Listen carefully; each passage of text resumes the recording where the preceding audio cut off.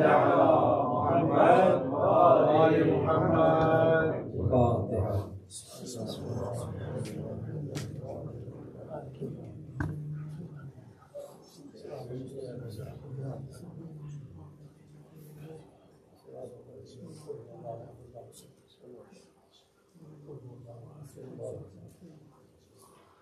لا حول ولا قوة إلا بالله العلي العظيم. حسبنا الله ونعم الوكيل، نعم المولى ونعم النصير. أعوذ بالله السميع العليم من الشيطان اللعين اللئيم الرجيم. بسم الله الرحمن الرحيم.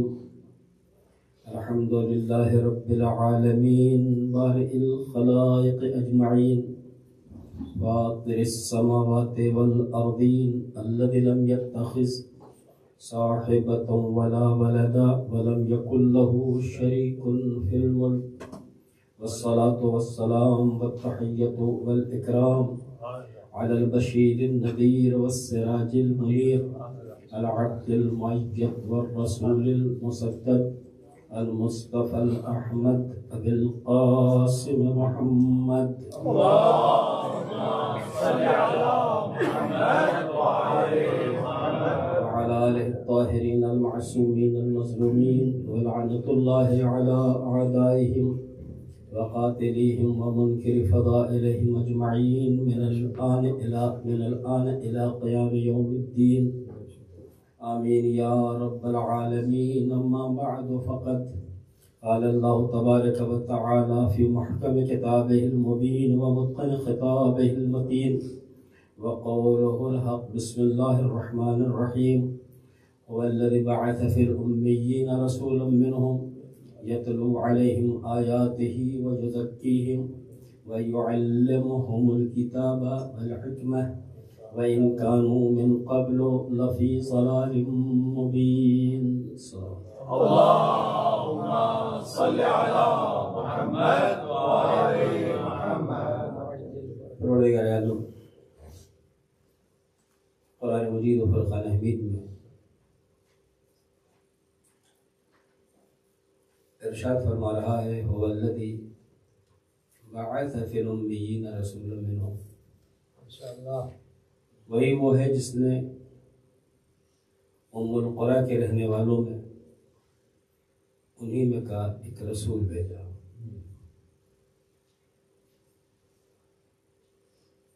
اس رسول کی ذمہ داریوں کو واضح کرتے ہوئے ارشاد فرمایا، یتلو علیہم آیاتہ. یہ رسول ان کے درمیان اللہ کی آیتوں کی تلاوت کرتا تھا. وَيُزَكِّيهِمْ، اور ان آیات الہیہ کی تلاوت کے ذریعے ان کے نفسوں کا تزکیہ کرتا تھا اور ان کے نفوس کو پاکیزہ کرتا تھا. وَيُعَلِّمُهُمُ الْكِتَابَ وَالْحِكْمَةَ، اور انہیں کتاب اور حکمت کی تعلیم دیتا تھا. درحالے کہ وہ لوگ اس سے پہلے کھلی ہوئی گمراہی میں مبتلا تھے.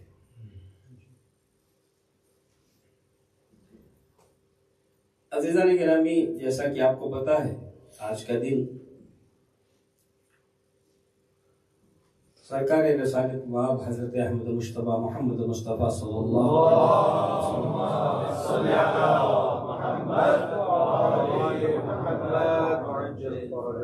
کی وفات حضرت آیات کا دن ہے اور حضرت امام حسن مجتبیٰ کی شہادت کا بھی دن ہے. اس مناسبت سے میں نے قرآن کریم کے ان فقروں کی تلاوت کا شرف حاصل کیا ہے.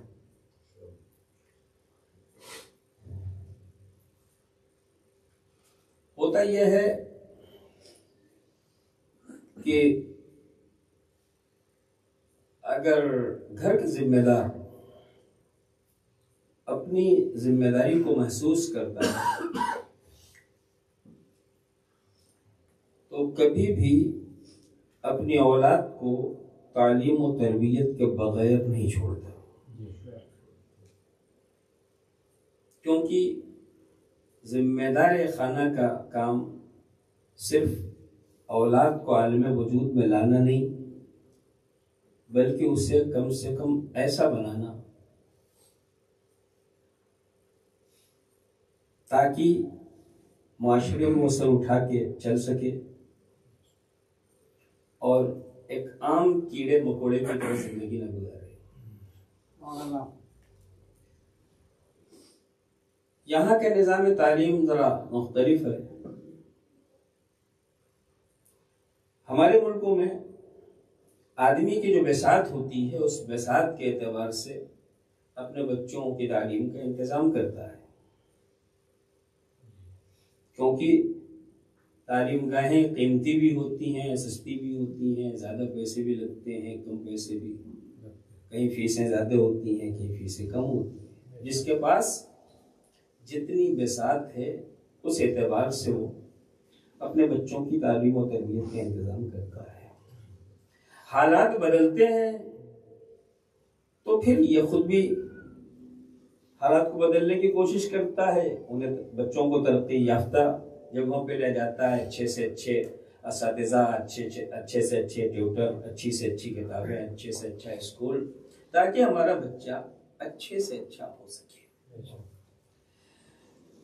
جب ایسا ہے کہ ایک ذمہ دار، ایک سرپرست اپنی ذمہ داری کو محسوس کرتا ہے، اس کے لیے جو اس کے ذریعے عالم وجود میں آیا ہے، تو کیسے ممکن ہے کہ پروردگار عالم نے اتنی بڑی کائنات خلق کی اور اس نے اس بات کا انتظام نہیں کیا کہ یہ جو پیدا ہوئے ہیں ان کی تعلیم اور تربیت کا انتظام بھی کیا جائے۔ یقیناً پروردگار نے بھی یہ فیصلہ کیا ہوگا کہ ان کی تعلیم کا بندوبست ہونا چاہیے۔ تو ہماری طاقت اور ہے، اس کی قوت اور ہے، ہمارا انداز اور ہے، اس کا انداز اور ہے۔ اس نے جب یہ طے کیا کہ مخلوقات جو بھی اس کائنات میں آ رہی ہیں انسانوں کی صورت میں، ان کی تعلیم و تربیت کا انتظام بھی ضروری ہے، تو اس نے آدم سے لے کے خاتم تک اور خاتم سے لے کے صبح قیامت تک آنے والے افراد پہ ایک نظر غائر ڈالی، اور پھر اس میں سے اس عنوان سے انتخاب کیا کہ یہ جو آنے والے افراد ہیں ان میں کتنے وہ ہیں جو عالم انسانیت کے مربی بن سکتے ہیں اور اس کے معلم بن سکتے ہیں۔ تو قدرت نے ان ساری مخلوقات سے جن لوگوں کا انتخاب کیا ان کی تعداد ہمارے سامنے آئی 1,24,000۔ آدم سے لے کے خاتم تک، خاتم سے صبح قیامت تک آنے والے سلسلہ بشری سے جن لوگوں کو بعنوان معلم و مربی پروردگار عالم نے انتخاب کیا ان کی تعداد ہے 1,24,000۔ مگر ہم سوچتے ہیں بچہ ہمارا کس اسکول میں جا رہا ہے، کس معلم سے پڑھ رہا ہے، اس سے اچھا معلم، پھر اس سے اچھا معلم۔ تو قدرت نے بھی پہلے 1,24,000 کو نکالا، پھر ان میں سے بھی انتخاب کیا کہ ان میں اور بہتر کون لوگ، اور جب ان میں اور بہتر لوگوں کو نکالا تو ان کی تعداد تھی 313۔ پھر قدرت نے ان 313 پہ بھی نگاہ انتخاب ڈالی کہ ان میں بھی بہتر کون ہے،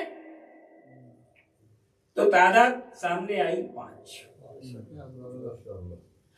اور پھر قدرت نے ان 5 پہ بھی نگاہ انتخاب ڈالی کہ ان میں بھی سب سے اچھی شخصیت کس کی ہے، تو تعداد آئی ہمارے سامنے 1۔ ساری کائنات میں قدرت نے 1,24,000 کو چنا، ان 1,24,000 میں قدرت نے 313 کو چنا، ان 313 میں 5 کو چنا، ان 5 میں 1 کو چنا، اور شخصیت کا نام ہے محمد مصطفیٰ۔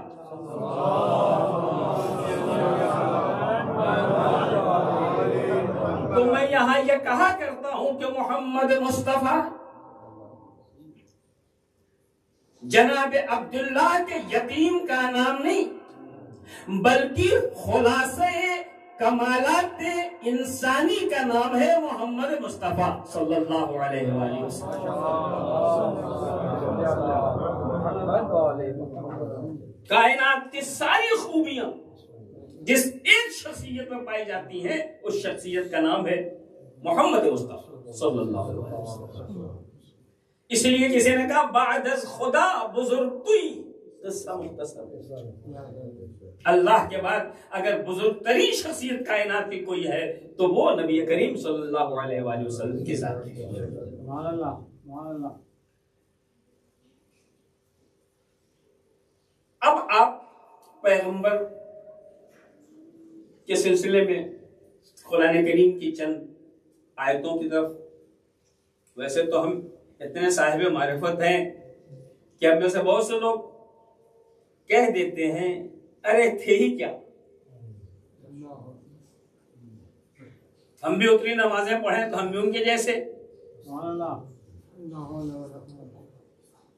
آپ غور فرمائیں کتنی جسارت ہوتی ہے، آدم کی ہمت نہیں ہے کہ وہ کہیں کہ ہم ان کے جیسے، نوح میں طاقت نہیں ہے کہ وہ کہیں ان کے جیسے، ابراہیم میں یہ قوت نہیں ہے کہ وہ کہہ دیں کہ ہم محمد جیسے، موسیٰ و عیسیٰ و یحییٰ و زکریا میں طاقت نہیں ہے کہ وہ کہہ دیں کہ ہم پیغمبر جیسے۔ آج کے لوگ اتنی جرات کر رہے ہیں کہ ہم بھی اگر اتنے اعمال کر لیں، اتنی نمازیں پڑھ لیں تو ہمارے جیسے۔ عزیزان گرامی، قرآن کہتا ہے یہ جو تم سوچ رہے ہو، تمہاری خام خیالی، تمہاری کم فہمی، کم علمی ہے، نہیں ہو سکتا ایسا۔ میرے نبی کو پہچاننے کی کوشش کرو، نبی ہی کے ذریعے کہلوایا جا رہا ہے قل ان کنتم تحبون اللہ فاتبعونی یحببکم اللہ۔ پیغمبر تم ان سے کہہ دو کہ اگر تم اپنے اللہ کو دوست رکھتے ہو تو فاتبعونی، میری اتباع اور پیروی کرو، خدا بھی تمہیں دوست رکھے گا۔ توجہ ہے نا عزیزان گرامی، عبادتیں آدمی کو پیغمبر تک نہیں پہنچاتی، بلکہ پیغمبر کی پیغمبریت کی شان ہے جو اتنی بلند ہے کہ اگر خدا تک پہنچنا ہو تو نبی کے بغیر انسان نہیں پہنچ سکتا، پروردگار کی بارگاہ تک پہنچنا ہو تو خاتم الانبیاء کے بغیر نہیں پہنچ سکتا۔ نعرہ تکبیر، نعرہ رسالت، یا رسول اللہ، نعرہ حیدری، بے شک دیکھنے میں پیغمبر ہمارے جیسے ہیں۔ قرآن نے بھی یہی کہا ہے قل انما انا بشر مثلکم، اے پیغمبر کہہ دیجئے کہ میں تمہارے ہی جیسا بشر ہوں، مگر میں تمہارے جیسا جو کہا جا رہا ہے اس پہ دھوکے میں نہ آنا، یوحی الیہ، شیطان کے اشاروں پہ چلنا ہو رہے، اللہ کی وحی کے زیر سایہ زندگی گزارنا ہو رہے۔ سلام بیٹے محمد علیہ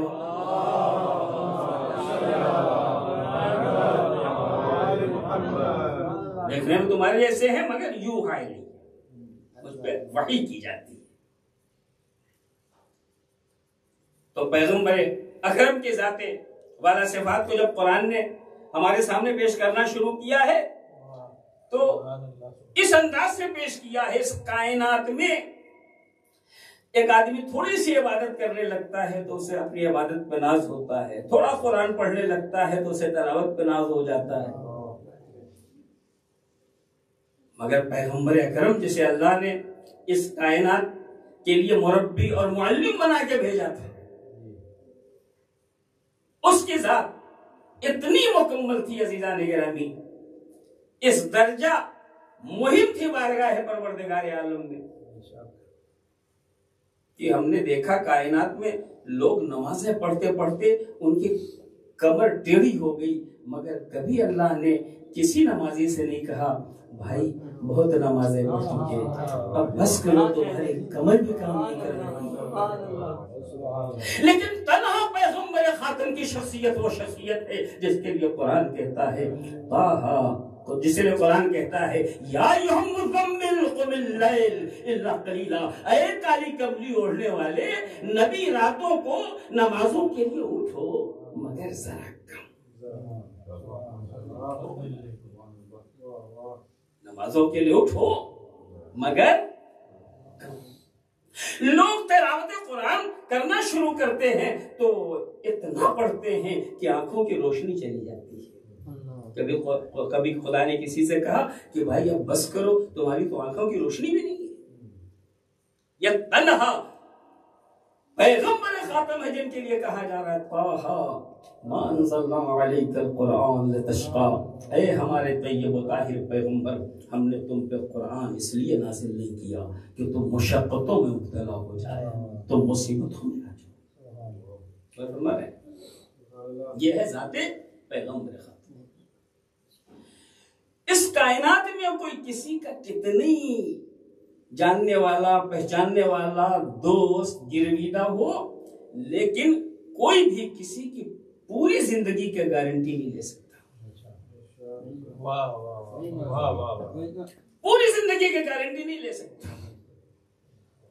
بہت اچھے ہیں، اچھا بولتے ہیں، میں گارنٹی لیتا ہوں کہ جیسا کوئی نہیں بولتا۔ ایماندار ہے، میں گارنٹی دیتا ہوں کہ جیسا اس ماحول میں کوئی ایماندار نہیں ہے۔ ایک دو خصلتیں تین خصلتیں اس کی گارنٹی تو لی جا سکتی، لیکن پوری زندگی کی گارنٹی نہیں لی جا سکتی۔ قدرت نے آواز دی ما آتاکم الرسول فخذوہ وما نہاکم عنہ فانتہوا، میرا پیغمبر اس قدر لائق اعتبار ہے کہ جو دے دے لے لو، جس چیز سے روک دے رک جاؤ۔ محمد آل محمد ملترین کا نواز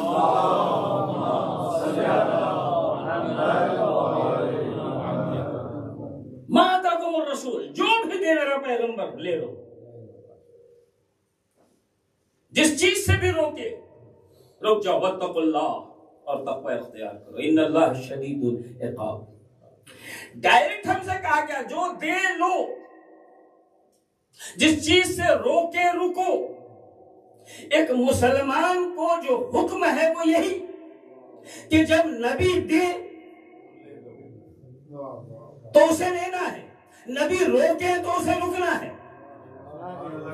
دلیلیں نہیں لانی ہے، ثبوت نہیں مانگنا ہے، طے نہیں کرنا ہے کہ ہمارے لیے مناسب ہے یا نہیں ہے۔ اگر ایسا کرنے لگا تو آدمی مسلمان نہیں ہے۔ اب اگر نبی کہے کاغذ اور قلم دے دو تاکہ میں تمہارے لیے لکھوں ایک ایسا نوشتہ کہ تم نجات پا جاؤ میرے بعد، توجہ ہے نہ جانے کے نبی، کسی کو حق نہیں کہ پیغمبر کے کہے پہ کچھ کہے۔ توجہ ہے، اگر ایسا ہو رہا ہے تو عظیم منزلیں تو درکنار، پہلے اسلام ثابت کرنا پڑے گا ایسے شخص کا جو پیغمبر سے ٹکرا رہا ہے۔ صلوات بھیجئے محمد والے۔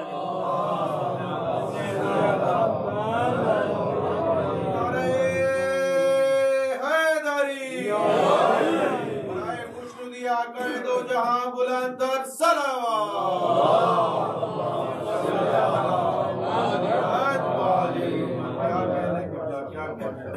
جو دے پیغمبر لے لو، جس چیز سے روکے رک جاؤ۔ واتقوا اللہ، اور تقوی الہی اختیار کرو، ان اللہ شدید العقاب، بے شک اللہ سخت عذاب نازل کرنے والا ہے۔ جب پیغمبر کی بشارت و نذارت کا تذکرہ کرنا ہوتا ہے تو قرآن آواز دیتا ہے اِنَّا أَرْسَلْنَاكَ شَاهِدًا وَمُبَشِّرًا وَنَذِيرًا، اے پیغمبر ہم نے تمہیں شاہد بنایا، مبشر بنایا، نذیر بنایا، وَدَاعِيًا إِلَى اللَّهِ بِإِذْنِهِ وَسِرَاجًا مُنِيرًا، اور اللہ کے راستے کی طرف اسی کی اجازت سے بلانے والا تمہیں سراج منیر بنایا گیا۔ وہ ہماری تربیت کے لیے آئے تھے۔ جو تربیت کرتا ہے وہی آئیڈیل بنتا ہے۔ زندگی گزارنے کے لیے ہی تربیت دی جاتی ہے نا، تو تربیت کس نے دی؟ وہ آئیڈیل بنتا ہے۔ یہ مسلمان جن کی تربیت کرنے کے لیے اللہ کا یہ مقدس ترین بندہ آیا تھا، زندگی گزارنے کے لیے آئیڈیل مسلمانوں کے نگاہ میں کس کو ہونا چاہیے؟ قرآن کریم نے بالکل واضح انداز میں ارشاد فرمایا وَلَقَدْ كَانَ لَكُمْ فِي رَسُولِ اللَّهِ أُسْوَةٌ حَسَنَةٌ، بتحقیق کہ تمہارے لیے عمل کے سلسلے میں رسول اللہ کی ذات میں بہترین نمونہ پایا جاتا ہے۔ اگر ایک انسان کو حقیقی انسان بننا ہے، ایک انسان کو واقعی سچا مسلمان بننا ہے، تو اسے پیغمبر خاتم کے نقش قدم پہ چلنا پڑے گا۔ رسول ہی کی سیرت اصل میں قانون اسلام ہے۔ قانون اسلام الگ سے کوئی چیز نہیں، سیرت پیغمبر ہی اصل میں قانون اسلام ہے۔ اللہ نے قرآن کے ذریعے دیا، پیغمبر نے عمل کے ذریعے اسے ہم تک منتقل کر دیا۔ اسی لیے ہمیشہ شرط یہ رکھی گئی ہے، حتیٰ وہ نماز جس کے لیے کہا گیا ان قبلت قبل ما سواہا و ان ردت رد ما سواہا، اگر یہ قبول سب قبول، اگر یہ رد تو سب رد، اس کے لیے پیغمبر کیا فرماتے ہیں؟ صلو صلو کما رأیتمونی اصلی، تم ایسے نمازیں پڑھو جیسے تم مجھے نمازیں پڑھتے دیکھو۔ سیرت پہ چلنے کا مفہوم یہی ہے کہ نبی جو کر رہے ہیں اسے کرنا ہے۔ لقد کان لکم فی رسول اللہ اسوۃ حسنہ۔ اب یہ دو تین چیزیں ہمارے ذہنوں میں آتی ہیں، مسلمانوں کے دماغوں میں آتی ہیں کہ ٹھیک ہے رسول کی ذات قابل تأسی ہے، ہمارے لیے قانون کی حیثیت رکھتی ہے، اس سیرت کو اپنانا چاہیے، مگر کون سی سیرت؟ رسول نے تو 40 سال کے بعد اعلان رسالت کیا، اس سے پہلے تو انہوں نے اعلان رسالت نہیں کیا تھا۔ تو اب 23 سال والی زندگی یا اس سے پہلے 40 سال والی یا سب ملا کے 63 سال والی؟ آج بھی مسلمانوں میں اس بات پہ بحث اور تکرار ہے، اس لیے کہ قرآن کو وہ غور ہی نہیں کرتا جسے مسلمان کہا جائے، ورنہ قرآن نے تو سیدھے سیدھے کہا وما محمد اللہ رسول۔ کیا بکواس کر رہے ہو؟ میرا محمد ہے ہی نہیں مگر رسول ہے۔ اب یہ نہ ڈھونڈو کتنے سال میں، وہ ہے ہی نہیں مگر رسول ہے۔ اس کی کمسنی ہے تو رسول ہے، اس کی جوانی ہے تو رسول ہے، اس کا بڑھاپا ہے تو رسول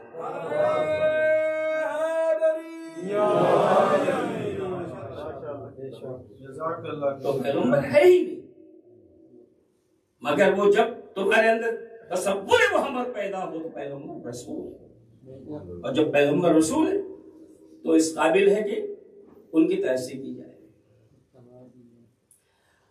اب کبھی ایسا ہوتا ہے کہ ایک آدمی شخص ہوتا ہے، ایک آدمی وہی آدمی کبھی شخصیت ہوتا ہے۔ میں اپنے گھر پہ شخص ہوں، اس وقت شخصیت ہوں، شخصیت کی حیثیت سے آپ نے یہاں جگہ دے دی ہے۔ اگر شخص ہوتا تو آپ کی طرح میں بیٹھا رہتا نیچے، لیکن گھر جاؤں گا تو شخص بن جاؤں گا۔ جب آدمی شخص ہوتا ہے تو اس کی باتوں کی سرکاری اہمیت نہیں ہوتی، قانونی اہمیت نہیں ہوتی۔ جب شخصیت ہوتا ہے تو اس کی باتوں کی قانونی اہمیت ہوتی ہے۔ اب دوسری جو بات سامنے آئی وہ یہ کہ ظاہر ہے ہر آدمی شخص ہے، شخصیت ہے، تو پیغمبر بھی شخص ہیں اور شخصیت ہے، بحیثیت رسول اللہ شخصیت ہے۔ گھر میں بحیثیت بیٹے، بحیثیت بھائی، بحیثیت شوہر شخص ہے۔ تو یہ تو طے ہو گیا کہ پوری زندگی پیغمبر کی اس لائق ہے کہ اس کی تأسی کی جائے، لیکن شخصی زندگی کی یا شخصیتی زندگی کی؟ شخصی زندگی گھر کی زندگی ہے، شخصیتی زندگی ممبر کی زندگی ہے، تبلیغ کی زندگی ہے، مسجد کی زندگی ہے، صحابہ کرام کے درمیان کی زندگی ہے۔ ٹھیک ہے، پھر قرآن کریم یہاں بھی بول کے یہ بتا رہا ہے کہ پیغمبر کی الگ الگ زندگی نہیں ہوتی. نبوت کسی وکیل کا کوٹ نہیں ہے کہ پہن لیا تو وکیل صاحب ہو گئے, اتار دیا تو عام آدمی ہو گئے. نبوت ہر لمحہ جو ہے نبوت رہتی ہے, وہ ہر لمحہ جو ہے اپنے صاحب کے اوپر ذمہ دار رہتی ہے. توجہ ہے نا. اور یہی وجہ ہے کہ پیغمبر نے جو ممبروں سے بتایا اسے بھی قبول کرنا ہے, جو مسجدوں سے بتایا اسے بھی قبول کرنا ہے, جو چلتے پھرتے راستوں سے بھی بتایا اسے بھی قبول کرنا ہے, اور جو گھر میں آرڈر کر رہے ہیں اسے بھی قبول کرنا ہے. اور اگر گھر میں رہ کے بھی کوئی خالی رشتہ دار سمجھ کے باتوں کو ٹالے تو قرآن کو کہنا پڑتا ہے تمہارے دل ٹیڑھے ہو گئے ہیں. صلوات ہے محمد علیہ.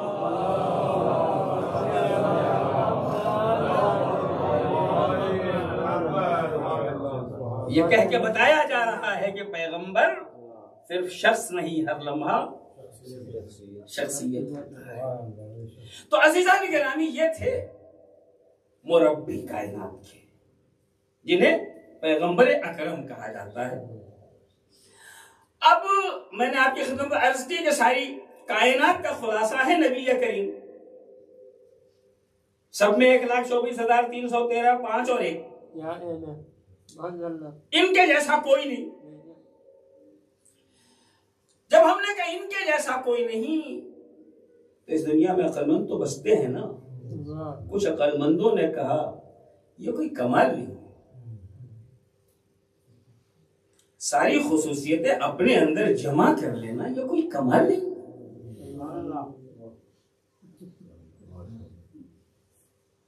کس نے کہا؟ افلاطون نے سقراط سے پوچھا ہے کہ انسان کا کمال کیا ہے. افلاطون نے سقراط سے پوچھا ہے کہ انسان کا کمال کیا ہے. تو اس نے یہ نہیں کہا کہ ساری دنیا کی ساری اچھائیاں اپنے اندر اکٹھا کریں, بلکہ اس نے کہا کہ ساری کائنات کے تمام صفات حمید و خصائل پسندیدہ کو اپنے اندر سمیٹ لینے کے بعد تولید مثل کم سے کم ایک اپنے جیسا بنا دینا. صلوات ہے محمد علیہ.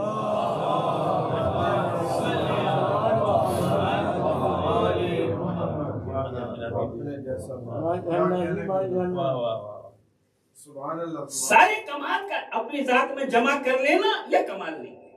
کمال یہ ہے کہ سارے کمالات حمید و صفات پسندیدہ کو اپنے اندر سمیٹ لینے کے بعد کم سے کم ایک اپنے جیسا بنا لینا, یہ ہے انسان کا کمال.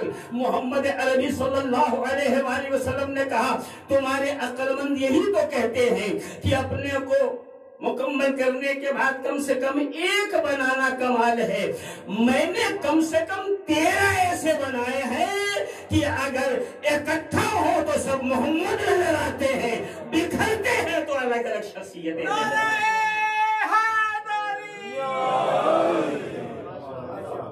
محمد وآل محمد ملنترین کا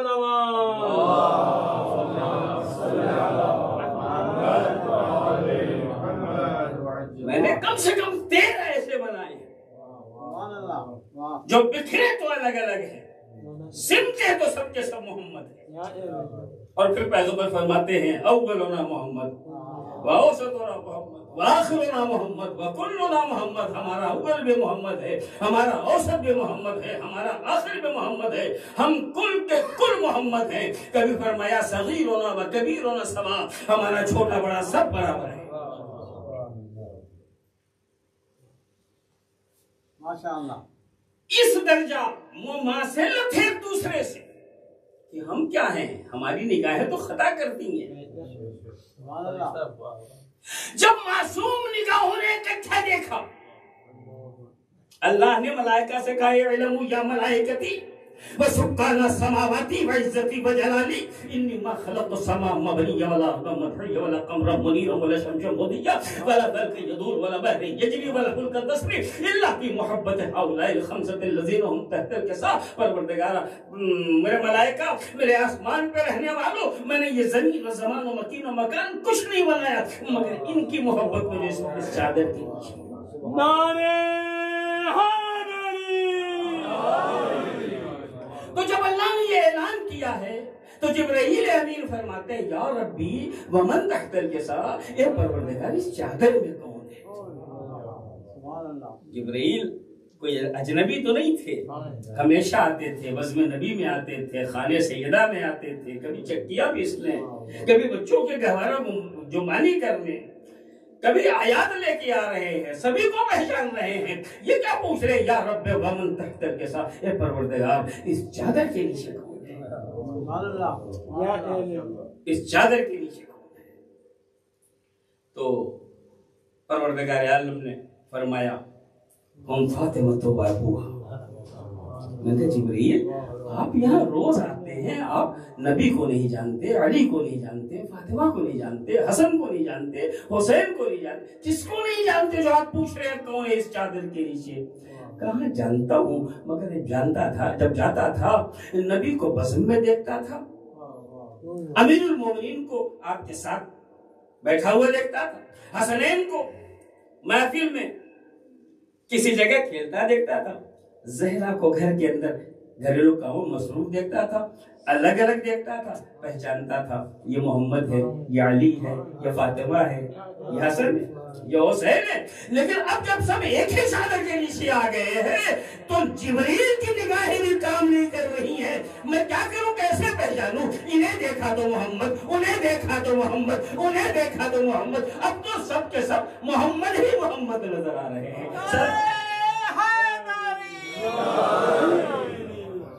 سیدہ پاک بلند تر صلوات۔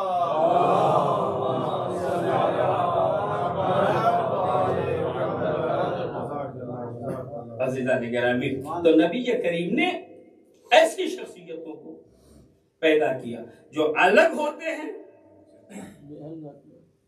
تو الگ الگ دکھائی دیتے ہیں، سمٹتے ہیں تو سب کے سب محمد ہوتے ہیں۔ عزیزان گرامی، ہمیں یہ فخر ہے کہ ہم کہہ سکیں کہ ہمارے راہبر اتنے مکمل و مستحکم ہیں، کہیں اگر 4 شخصیتیں آ جاتی ہیں تو تاریخی اختلاف ہو جاتا ہے، ان کا طریقہ کچھ ہے، ان کا طریقہ کچھ ہے، ان کا طریقہ کچھ ہے، ان کا طریقہ کچھ ہے۔ ہمیں کہنے کی ضرورت نہیں کہ سیرت محمد مصطفیٰ پہ عمل ہونا چاہیے، نہیں بے شک ہونا چاہیے، لیکن اگر نبی ہو تو علی کی سیرت پہ عمل کرو، وہ بھی مصطفیٰ کی سیرت ہے، حسن کی سیرت پہ عمل کرو، وہ بھی مصطفیٰ کی سیرت ہے، حسین کی سیرت پہ عمل کرو، وہ بھی مصطفیٰ کی سیرت ہے۔ ان میں سے کسی کی سیرت ایسی نہیں ہے جو سیرت مصطفیٰ سے ٹکرائے۔ اس لیے ہم کسی کی بھی سیرت کہہ سکتے ہیں، وہ بنے گی جا کے محمد مصطفیٰ صلی اللہ علیہ وسلم، کیونکہ یہی سیرت کا پیغمبر کے محافظ ہیں، یہی سیرت پیغمبر کی حفاظت کرنے والے ہیں۔ عزیزان گرامی،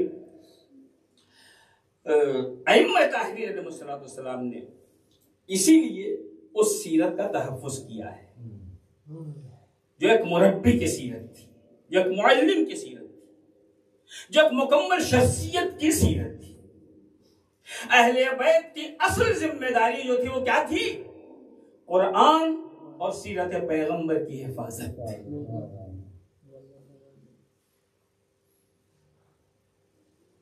آپ کی زبان میں اگر کہہ دیا جائے تو یہ کہا جا سکتا ہے اگر تھیوری کی حفاظت کرنی ہوئی تو قرآن کا تحفظ کیا، اور اگر پریکٹیکل کی حفاظت کرنی ہوئی تو سیرت کا تحفظ کیا۔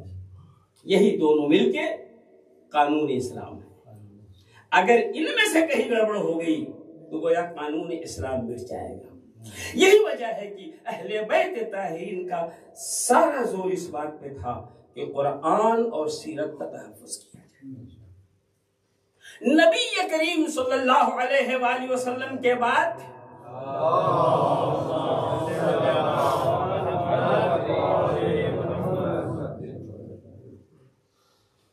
اگر اہل بیت طاہرین کو عام مجمع سے ذرا الگ تھلگ کر دیا گیا، لیکن اس کے باوجود جہاں جہاں تحفظ کی ضرورت ہوتی تھی وہاں اہل بیت شامل ہوتے تھے۔ لوگ کہتے ہیں کیا ضروری تھا کہ وہ جاتے اور مدد کرتے، جب انہوں نے ان کا خیال نہیں کیا تو یہ کیوں جا رہے تھے؟ عزیزان گرامی بڑا فرق ہے ان میں اور ان میں. امیر المومنین کی بارگاہ میں دو عورتیں آئیں, ایک بچے کے لیے دونوں لڑ رہی ہیں. وہ کہہ رہی ہے میرا بچہ ہے, وہ کہہ رہی ہے میرا بچہ ہے.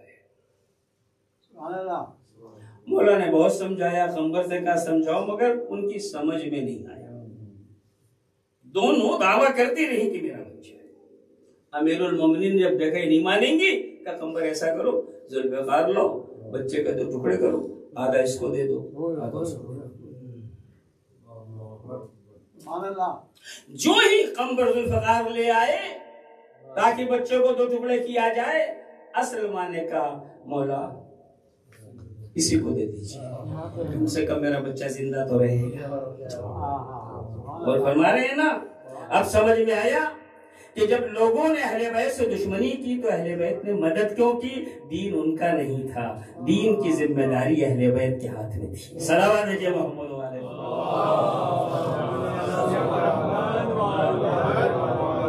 تو اہل بیت نے جس چیز کا تحفظ کیا وہ کیا ہے؟ قرآن اور سیرت اہل بیت.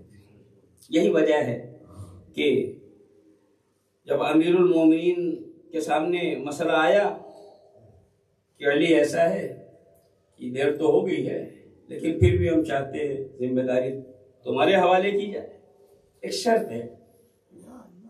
کیا شرط ہے؟ کہ قرآن و سیرت اہل بیت کے ساتھ 2 لوگوں کی سیرت اور داخل کر دو. تو امیر المومنین نے اس آتے ہوئے تخت خلافت پر ٹھوکر مار کے کہا میں گھر میں بیٹھنا گوارا کر سکتا ہوں مگر مذہب میں قرآن و سیرت رسول اللہ کے علاوہ کسی اور کی سیرت کو داخل نہیں کر سکتا. تو امیر المومنین نے اپنی زندگی میں یہ کیا. اور پھر امام حسن کا جب زمانہ آیا ہے اور حالات بگڑے ہیں اور پھر مصالحت ہوئی ہے تو امام حسن السلام نے بھی کیا کہا؟ سلونامے میں جو اہم ترین شرط لکھی گئی ہے وہ شرط لکھی گئی ہے امیر شام کو چاہیے قرآن اور سیرت پیغمبر خاتم پہ عمل کرے. مطلب کیا ہوگا؟ کبھی کبھی قلم سے وہ کام لیا جاتا ہے جو تلوار سے نہیں لیا جا سکتا.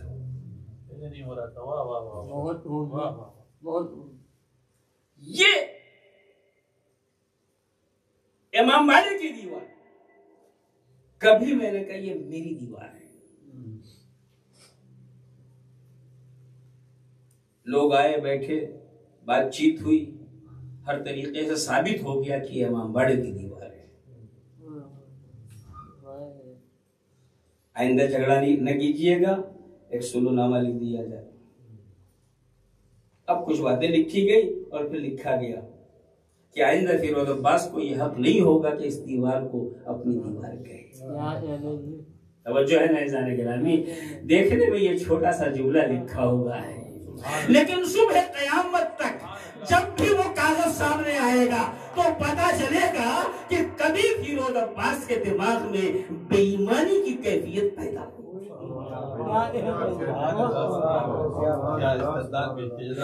امام حسن نے اس لیے سلونامے پہ یہ لکھا تھا کہ دنیا کو صبح قیامت تک یہ بتایا جا سکے کہ اگر امیر شام قرآن و سنت پہ عمل کرتا تو ہمارا اس سے کوئی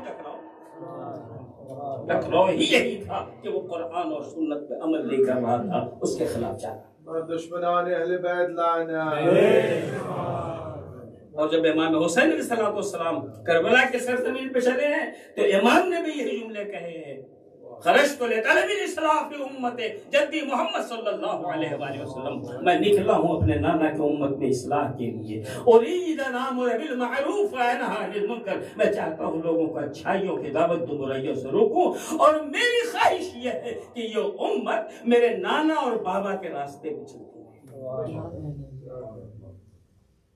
تو ائمہ کا پورا سلسلہ جو ہے وہ جس چیز پہ پورے طریقے سے زور دے رہا ہے اس کے لیے قربانیاں دے رہا ہے, وہ کیا ہے؟ قرآن اور سیرت پیغمبر اکرم. عزیزان گرامی, مسلمان کے لیے لازم ہے کہ وہ سیرت پیغمبر کو محسوس کرے. کیونکہ یہی اس کے اندر انسانیت پیدا کرتی ہے۔ نماز، روزہ، حج، زکات واجبات ہیں، لیکن کبھی نہ سمجھیے گا کہ یہ چیزیں کافی ہیں آپ کے لیے، کافی یہ نہیں۔ ڈھونڈیے کہ ان چیزوں کو واجب کیا کیوں گیا۔ دیکھیے جو ظاہر ہوتا ہے اصل مقصد وہ نہیں ہوتا۔ آپ نے مجلس کی بات سنی اور آپ چلے آئے، یہ آپ کا ظاہر ہے، اصل یہ نہیں ہے۔ اصل کیا ہے؟ اصل یہ ہے کہ آپ آئے تو کیوں آئے، یہاں سے کچھ لیا نہیں لیا۔ صلوات ہے محمد والے محمد۔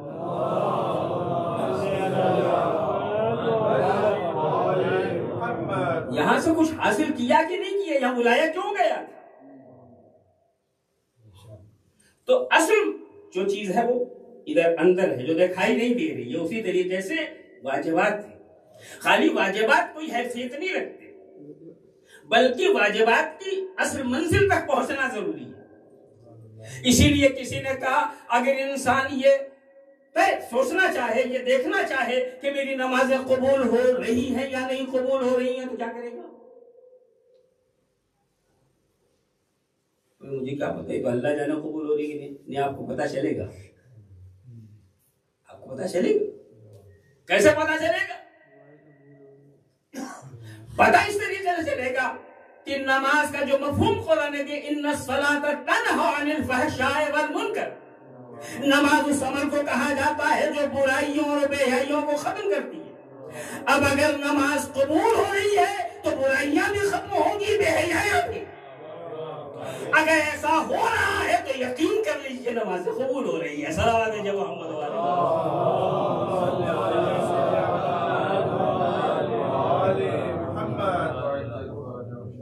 تو ہر چیز کا ظاہر بھی ہوتا ہے، ہر چیز کا باطن بھی ہوتا ہے۔ ظاہر کے ذریعے اصل میں اس باطن تک پہنچنا ہوتا ہے جہاں پہ مذہب لے جانا چاہتا ہے۔ صرف ظاہر کے اوپر فخر کرنا یہ کوئی چیز نہیں، اہم چیزیں ہیں، لیکن ان ساری چیزوں کو کسی نہ کسی مقصد کے تحت ہمارے سامنے رکھا گیا ہے۔ کرو تاکہ تم صحیح ہو جاؤ۔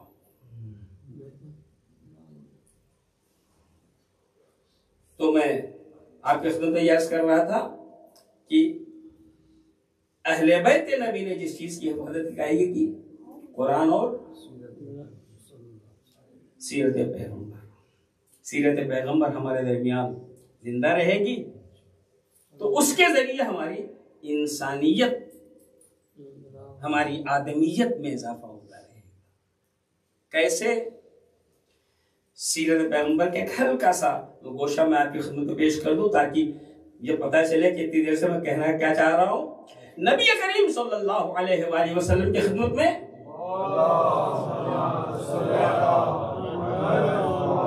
آپ کے ساتھ بیٹھے ہوئے ہیں، اتنے میں ایک غریب مفلس انسان بزم نبی میں داخل ہوتا ہے۔ جگہ بالکل نہیں ہے، تھوڑی سی جگہ ایک امیر کے پاس بچی ہوئی ہے۔ اب ظاہر یہ بیچارہ وہیں گیا کہ وہ جگہ ہے اس پہ بیٹھوں، جو ہی وہاں پہنچا امیر نے اپنی ابا دھیرے سے اپنی طرف سرکا لی، اس سے کچھ نہیں کہا۔ جو ہی نبی نے دیکھا کہ اس نے ابا اپنی طرف سرکائی، پیغمبر کے چہرے پہ بل آ گئے۔ یہ گھبرا کے پوچھتا ہے یا رسول اللہ مجھ سے غلطی ہو گئی؟ کہاں؟ یہ بتا اگر یہ تیرے پاس بیٹھ جاتا تو تیری عمارت اس میں منتقل ہو جاتی یا اس کی غربت تجھ میں آ جاتی؟ اس کو کچھ نہیں کہا تھا، خالی اپنا کپڑا ہٹایا تھا۔ بہرحال اچھا آدمی تھا، اس نے فوراً معذرت کی، یا رسول اللہ میں معافی چاہتا ہوں، مجھ سے جسارت ہو گئی ہے۔ لیکن پیغمبر پوچھتے رہے کہ تو نے کیا کیوں ایسا؟ یا رسول اللہ تو ہو گیا، اور چونکہ ہو گیا ہے تو میں چاہتا ہوں کفارہ بھی دے دوں تاکہ آپ راضی ہو جائیں۔ تو کیا کفارہ دینا چاہتا ہوں؟ کہ بس چاہتا ہوں کہ میں اپنی آدھی دولت اس کے حوالے کر دوں تاکہ یہ میرے برابر ہو جائے اور کبھی میرے دماغ میں یہ خناس نہ آئے کہ میں اس سے افضل ہوں۔ نبی نے پلٹ کے اس سے پوچھا کہ بھئی یہ تمہیں آدھی دولت دینا چاہتا ہے، تمہاری کیا رائے ہے؟ یا رسول اللہ میں نے معاف کیا، میرے خدا نے معاف کیا، لیکن اس کی آدھی دولت مجھے بھی چاہیے۔ کیوں؟ کہ اس لیے کہ یہ تو دینا چاہ رہا ہے لیکن میں لینا نہیں چاہتا۔ کیوں نہیں لینا چاہتا؟ اس لیے کہ کہیں ایسا نہ ہو دولت پانے کے بعد میرا بھی مزاج ایسے ہی ہو جائے۔ صلوات بھیجئے محمد والے محمد۔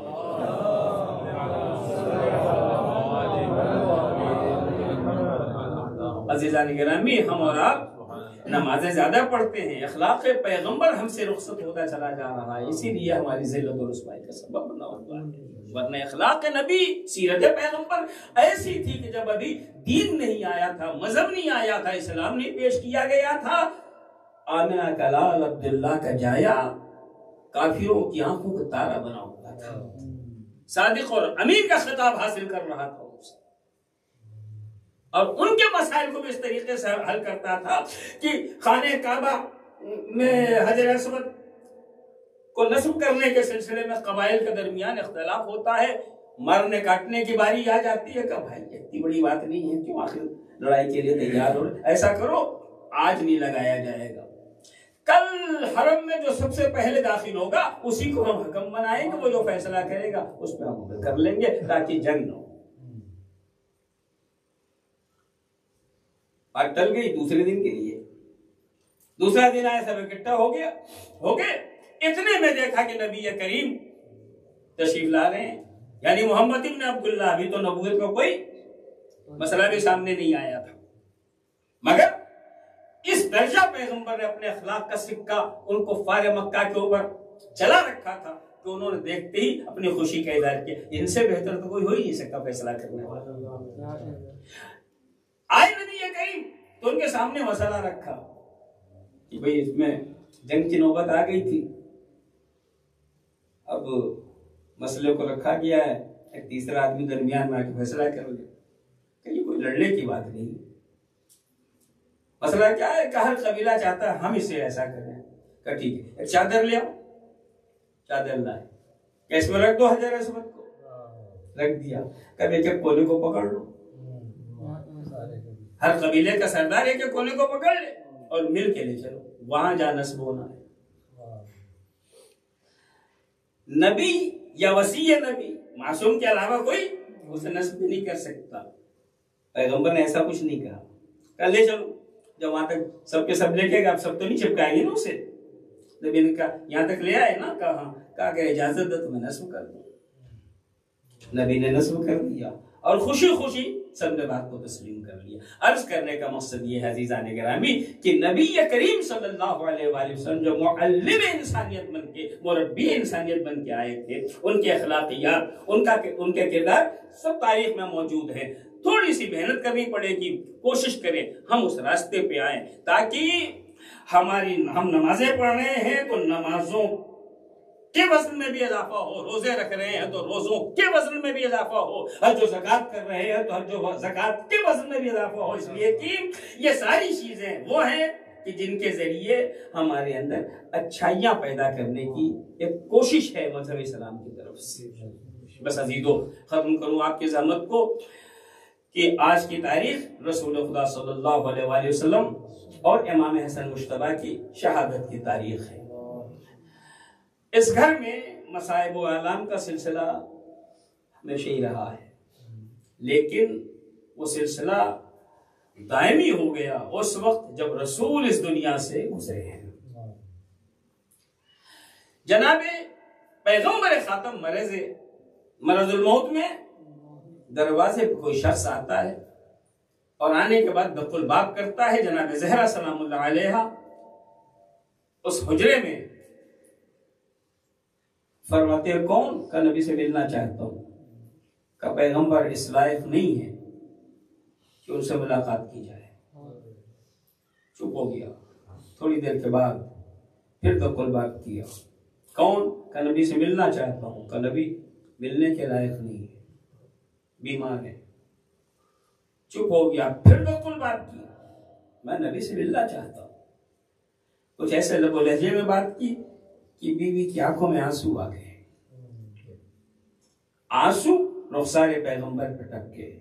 بہوشی سے نبی نے آنکھیں کھولی. میری بیٹی میری زندگی میں رونے کا سبب کیا ہے؟ کہا بابا ایک شخص ہے جسے بار بار کہہ رہی ہوں کہ واپس چلا جاؤ، وہ جا نہیں رہا ہے، بار بار جو ہے مجھ سے اجازت چاہ رہا ہے. کہا بیٹی یہ تیرے گھر کا شرف ہے، وہ کوئی اور نہیں ہے، وہ کہیں بھی اجازت نہیں لیتا. زہرا وہ تجھ سے اجازت مانگ رہا ہے، ملک الموت ہے، جب تک تو اجازت نہیں دے گی نہیں آئے گا، مگر اسے اجازت دے دو، میرے قبضہ روح کے لیے آیا. جناب زہرا سلام اللہ علیہا اور آنسو بہا رہی ہیں. پیغمبر اکرم نے اپنی بیٹی کو قریب بلایا، کان میں آہستہ سے کچھ کہا، شاید کہا ہو بیٹی کیا تم اس بات سے راضی نہیں ہو کہ میرے اہل بیت میں سب سے پہلے جو مجھ سے ملاقات کرے گا وہ تم ہو؟ بی بی کی آنکھوں میں آنسو رکے. ملک الموت نے اپنا کام کیا اور نبی کریم اس دنیا سے رخصت ہو گئے. عزاداران امام علی مقام یہ دن اور اس کے بعد اہل بیت طاہرین پہ مصیبتوں کا پہاڑ ٹوٹا.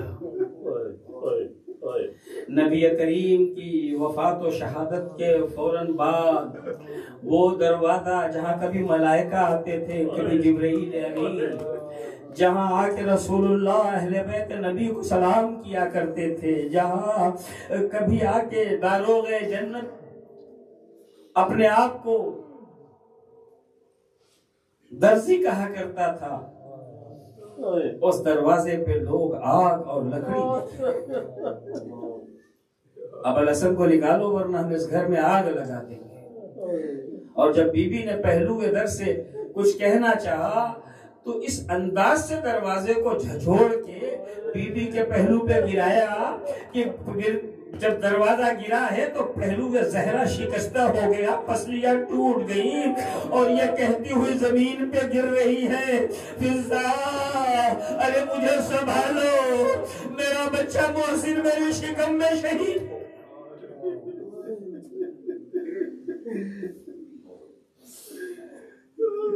جن اہل بیت کا حال نبی کی زندگی میں